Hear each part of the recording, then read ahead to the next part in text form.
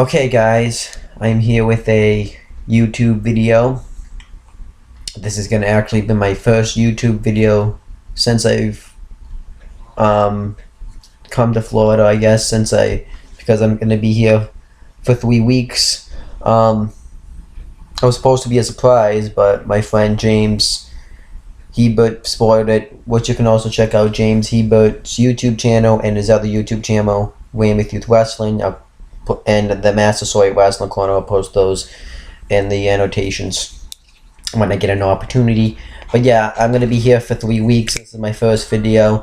And like I said, I'm working together on piecing together a video of my trip. And I've been doing that so far, but you can't really see it yet because my trip's not complete.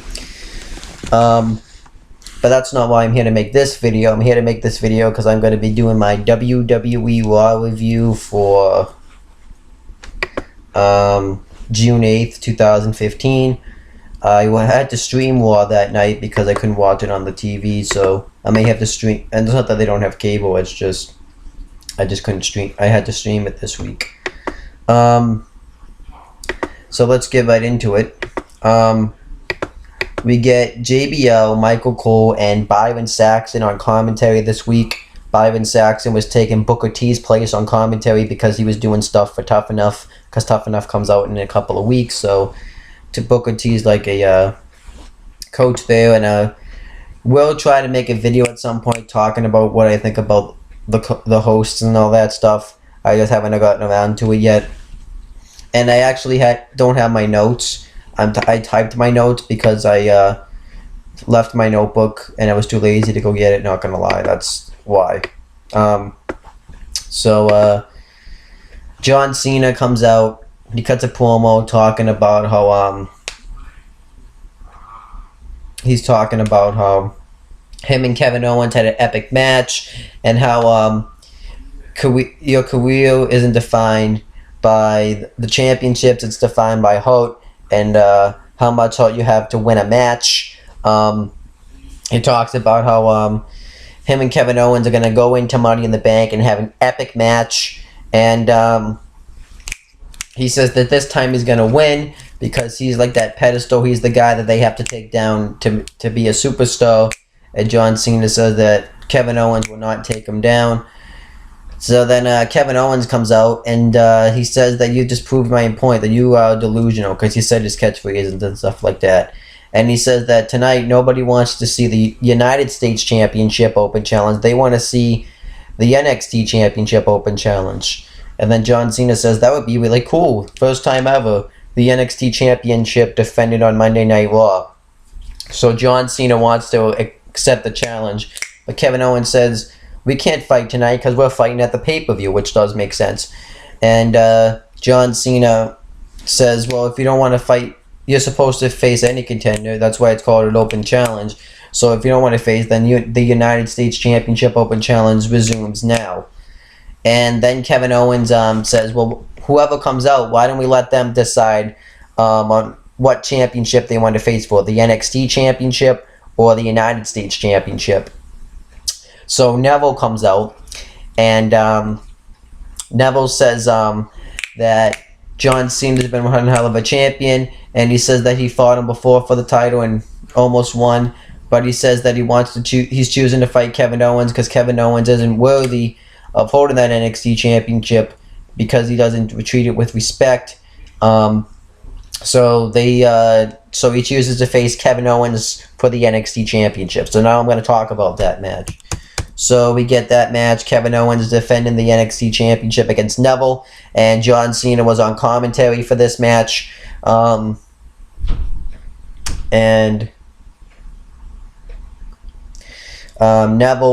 is really taking it to Kevin Owens. He hits a moonsault on him, and I thought that was cool. And then Kevin Owens takes control. He really starts to dominate Neville. And he does a thing where he gets him up on his shoulders and knees him right in the gut. That was pretty cool. And he just pretty much dominates Neville, which I thought was nice. And then Neville makes a comeback, and he hits a moonsault outside the ring. Then he hits a missile drop kick, and then he hits a moonsault splash on Owens. And then Neville's really taking it to Owens, and then and then Kevin Owens ends up hitting the suplex into the pile driver, went to the knee to the head move, which is a really sick move. I really like that move. And then Neville ends up hitting an enziguri on Owens. He goes for the red arrow. Owens counters. He tries to superplex Neville off the turnbuckle, but then Neville counters. He goes for the red arrow, and Owens moves out of the way, and then ends up hitting a and then goes to hit a move on him, but Neville hits an enziguri, goes for the red arrow again, but then Neville uses the ropes and pulls him off the turnbuckle, then hits the pop-up powerbomb for the win and retains the NXT Championship. But it was a really good match, and I really enjoyed it, and I really liked it. And then John Cena comes in to win. They have a face-off, but Owens leaves. He doesn't want to fight Cena, but I thought it was really good stuff. I thought this was good here. And then the Authority's backstage, and throughout the night, Dean Ambrose, who still has possession of Seth Rollins' WWE World Heavyweight Championship, is going around New Orleans, and he's taking pictures with the title, one with him playing the saxophone with some with statues. It was pretty funny stuff. And the Authority, by the way, consists of Triple H and Stephanie McMahon. And Seth Rollins asks, what do you want to do about it? And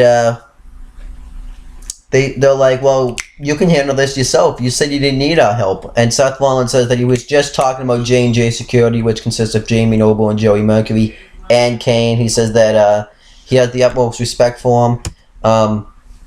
And Stephanie McMahon says, well, you don't need our help because you're the WWE World Heavyweight Champion. You're the future of this company. And to prove it, we're going to let you pick an opponent tonight. And we're also going to have you face Dean Ambrose in the ladder match this Sunday at Money in the Bank. I can't believe there's another pay-per-view already. And for the WWE World Heavyweight Championship. And then Seth Rollins is like, you know what, you're right. I can handle this myself.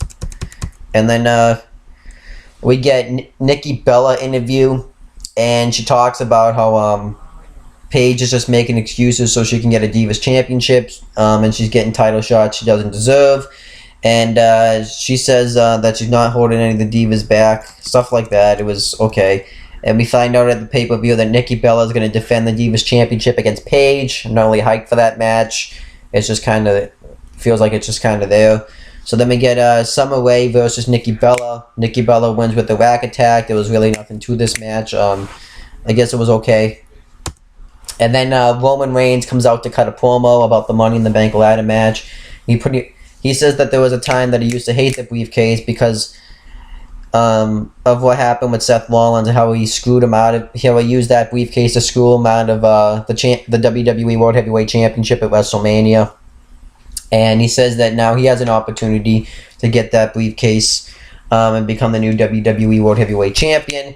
And then Kane comes out. He says that he's looking at all his failures as motivations, or inspiration, something like that. And Kane says that Roman Reigns is just a loser, and he's been put in this match simply to win, to make sure that the WWE World Heavyweight Championship stays with the Authority.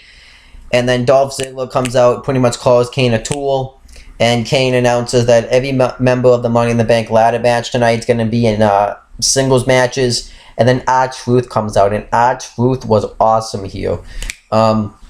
He talks about how at WrestleMania he conquered his fear with ladders, and this Sunday at Money in the Bank, and then Kane's like, whoa, what are you talking about? And then R-Truth's like, well, I just want to talk about how I'm going to win the Money in the Bank ladder match this Sunday. And then Kane's like, you're not even in the match. And R-Truth is like, I'm not. And he's like, you sure? And I'm like, positive. And then R-Truth's like, well, this is embarrassing. Well, he's pretty much thinking, this is embarrassing. And he's like, this is on me. This is my bad. Carry on. That was funny. And you see Dolph Ziggler and Reigns just laughing their asses off. It was pretty funny. So then Kane goes to talk again, but then the New Day come out, which consists of Xavier Woods, Big E, and Kofi Kingston. And they pretty much cut a lame promo about how Kofi Kingston's going to win the Money in the Bank ladder match. To be honest with you, there's more of a chance that a meteor is going to come crashing down and hitting me right now and killing me than Kofi Kingston winning the Money in the Bank ladder match. So that's not going to happen. And then Sheamus comes out and talks about how he's going to win. And Kane says that that's nice and all, you think you're going to win, but you got to remember there's 2 other participants in the Money in the Bank ladder match. Me and Randy Orton. I guess he forgot about Neville. I think he did. Well, he did say Neville. He said this Neville. I don't. But then we get Randy Orton versus Sheamus. I thought this match was pretty good, very physical. It was really back and forth. I missed some of this match because I had to take a shit during this match. But from what I saw, it was pretty good. Randy Orton's hitting his comeback, and then Sheamus throws Randy Orton into the ring apron. Then he throws him over the announce table, grabs a chair, and Orton fights him off. Throws the chair at Sheamus, so Sheamus wins by disqualification, and then he hits a back suplex on the announce table, and then he puts Sheamus back in the ring and hits an RKO on him and lays out Sheamus. I thought this was pretty good stuff, made Randy Orton look strong, and I think after this pay-per-view, Randy Orton and Sheamus are going to have like a match at the next pay-per-view. I don't even know what the next pay-per-view is, but Randy Orton and Sheamus will have a match there. And then Seth Rollins is backstage, and JJ Security come up, and they talk about how they have confidence in him, but they said, let us be in your corner at Money in the Bank. We know you were just angry, you were just saying stuff, but Seth Rollins says that he meant everything that he said, and he said that you guys are nothings. He said that I made you guys relevant, you guys were just nothing before I brought you guys in, and Seth Rollins chooses to face J&J Security in a match. He slaps Jamie Noble, and Jamie Noble says that he needed that Rollins needed the help to win the WWE World Heavyweight Championship, and he is a son of a gun. And Jamie Noble says that he'll face him, and then Jamie Noble slaps him, and Rollins gets in his face, and because Rollins picks J&J Security to be his opponents. I don't know if I've said that. And Joey Mercury finally talks. I thought the sky was gonna fall because Joey Mercury finally said something. He says that you think that we're jokes? Well, we're going to teach you a lesson tonight. So we get that match. I think that's a pretty good idea. Well, I think that was pretty good. And it was nice to see Joey Mercury talk. And after that, Seth Rollins got really scared. So I thought that was cool. So then we get Dolph Ziggler versus Corporate Kane. Okay match here. Dolph Ziggler hits a super kick on Kane. And Lana was on the ramp. And then Rusev had come out. And he tries to talk to Lana, but Lana keeps trying to walk away, and then she ends up falling off the ramp and tweaking her leg, and Ziggler tries to go to check on her, but then Kane hits a choke slam on Ziggler for the win, and after which you see Rusev laughing, and then you see Ziggler go to check on Lana.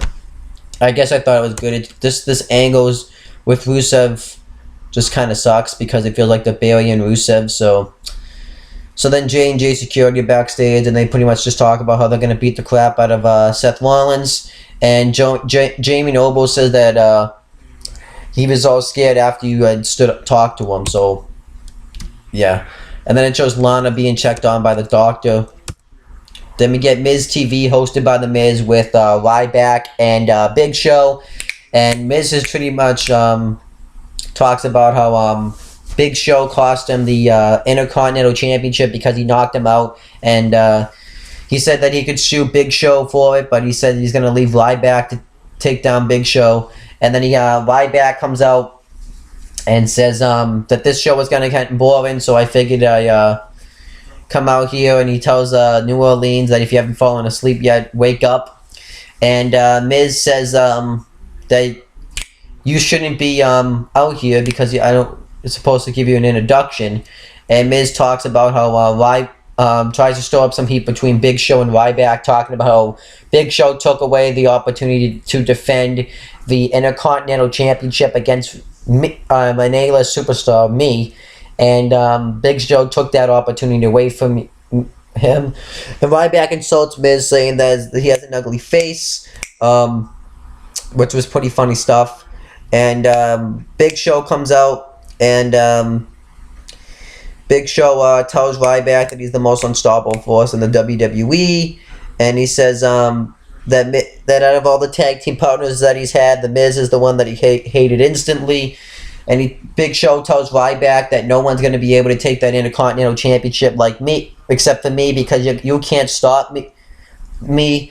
And Miz is like, what are you going to say to that, Ryback? And Big Show says that if you don't shut your mouth, I'm going to knock you out. And then Miz tries to attack Big Show. Big Show throws Miz outside the ring, and then Ryback hits a shell shock on Big Show. I thought this was fine. I think Ryback should have done something else, because I feel like that's what people want to see this match for, is to see Ryback hit the shell shock on Big Show, and now you've already given it away, so that's just how I feel. And then we get Los Matadores, which consists of Diego and Fernando without Torito versus Luke Harper and Eric Rowan. This was pretty much like the same match on Superstars, had the exact same finish. Harper and Rowan hit the 3D on one of them for the win, and then they hit the 3D on the other one. And then Luke Harper says, "Tick tock, tick tock, the days of reckoning is coming upon you," or something like that. I thought it was pretty good. And then you see Seth Rollins backstage again, and Kane comes up and says that either way, it's a win-lose situation. You're gonna lose in this match, because Kane says that when he wins the Money in the Bank ladder match, he's gonna cash in on Rollins if he beats Ambrose. But if Ambrose beats you, I'm just gonna cash in on Ambrose, and he'll be the future of the WWE. I thought this was a pretty good stuff. And Rollins says that he's gonna beat Ambrose, he's gonna beat J&J Security, and he says, if likely, I'm gonna fight you off and beat you. I thought this was pretty good. And Kane says he's going to be in J&J Security's corner for this match tonight. Then we get Big E with Xavier Woods and Kofi Kingston versus Titus O'Neil with Dale and Young, because they make up the primetime players, Young and O'Neil. This match was set up because they're having a tag team championship match between Big E and Xavier Woods versus the primetime players. I thought this was a nice way to set up this match. And Big E beats him with the big ending after so many interference from Woods and Kingston. I was kind of pissed about this because I don't like the New Day, but it makes sense, because next match is Roman Reigns versus Kofi Kingston with Big E and Xavier Woods, because they probably needed them. And this match was really good. I really enjoyed this match. Kofi Kingston dominates Reigns for a while, and then he hit Reigns, starts hitting all his stuff on him, and then Kofi goes for the and then Reigns hits the dive on Xavier Woods, which was pretty cool. And Kofi eventually goes to do a dive on the Reigns, and he catches him into a Superman punch and covers him for the win. So I thought this was pretty good stuff. And that Superman punch that he hit on Kofi looked sick, so I thought this match was good. Then we get the main event, because afterwards Reigns runs out a steel chair, and Dean Ambrose comes out from the crowd, and he sits down with popcorn and soda and watches the main event, and he still has the title with him. And we get Seth Rollins versus J&J Security with Corporate Kane ringside. This match was pretty good. Seth Rollins dominates them throughout much of the match, and then J&J Security fight back. And at one point, Rollins is outside the ring, and Ambrose dumps popcorn on his head, which was pretty funny. And then Kane distracts the referee, and J&J Security beat the crap out of Rollins. And then Rollins dominates Jamie Noble for a while, and then Joey Mercury gets the hot tag. He starts going off on him. I was kind of falling asleep, so I can't really tell you, but I know what happened. And then Rollins hits a powerbomb into the turnbuckle, onto Mercury, but and Noble was also there as well. And Ambrose gets in the ring, throws Rollins' title in the ring. Rollins grabs it, and while he's grabbing it, Joey Mercury rolls up Rollins for the win. And they hype this up, saying, well, if Rollins couldn't beat J&J Security by himself, how is he going to beat Ambrose by himself at the pay-per-view? I forgot to mention before this match, Rollins had come in because they had seen Ambrose come in, and the authorities like, is there something you want? And then afterwards, Ambrose lays out Rollins with the Dirty D's and takes the title back and celebrates afterwards. And that was the end of the show. And to be honest with you, I thought Raw was decent this week. I didn't think it was anything special, but I thought it was decent. I liked the John Cena Kevin Owens stuff, and I liked the Kevin Owens Neville match.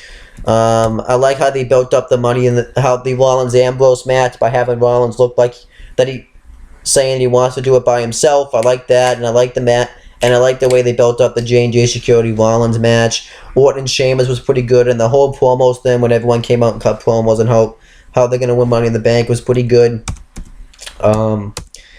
Ziggler and Kane didn't have a bad match. That was okay. Miz TV, I thought was decent. Harper and Rowan, I think, looked destructive, which was important. And the new Big E versus Titus O'Neil, I thought was a nice, solid match. And so was Reigns versus Kofi. So I thought Raw was pretty good this week. That's my review of Raw. I'll be back at some point either this week or next week. It varies. I'll be back at some point in my life to give you another video. And that's pretty much it, guys. You can click the left-hand corner now to subscribe. And that's pretty much it, guys. See you later.